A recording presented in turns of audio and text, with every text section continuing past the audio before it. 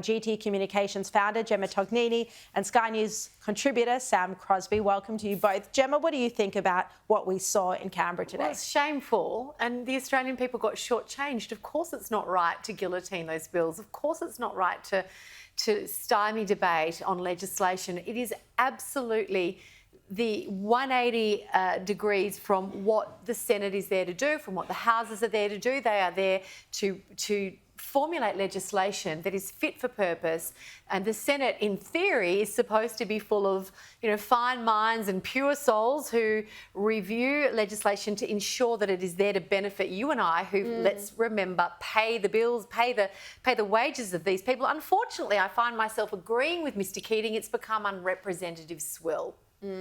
Well, one of the bills that's in the Senate tonight is the social media ban on under 16s.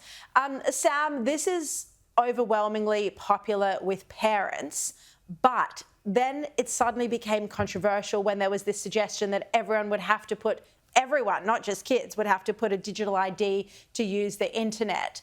What do you think about this? Have the politicians put enough work into looking at how this piece of legislation will actually work before they've rushed it through? I guess all we can say is I hope so. I hope so. Look, this is world first legislation. You're absolutely right. The parents of Australia are very much on board with this. I say as a parent of a 12-year-old that we are going to have to kick off TikTok and social media. I'm not necessarily looking forward to those conversations that we're having, but I think we can all agree that it's a good thing to do in the long run.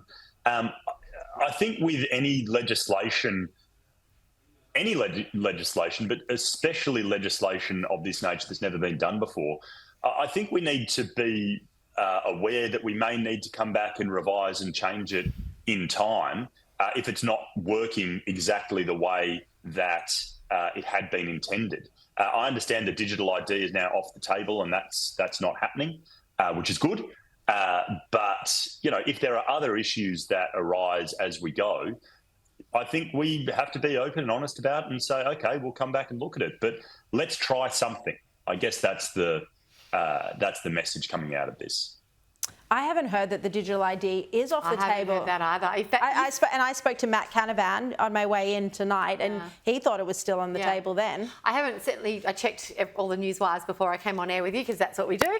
I haven't seen anything to confirm that. If that's the case, that's great. Where are you getting that from, Sam?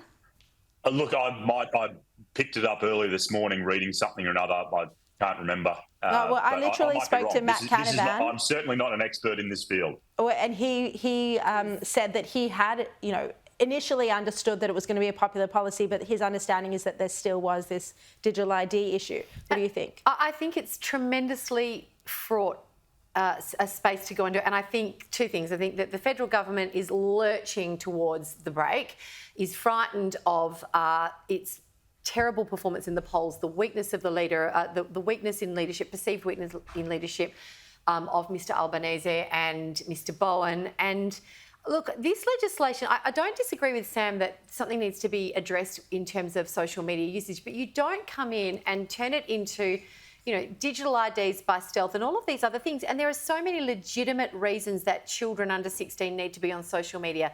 Kids who are in remote areas, in the bush, messaging apps with their parents, things like that. Don't get me wrong, I agree in principle, but I do not believe this legislation is the answer. It's the same in if you want to give an analogy, The Voice, right?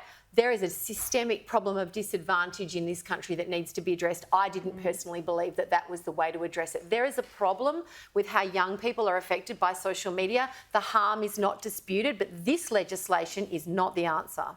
All right, that debate will continue, although it does look like it's going to pass the Senate tonight.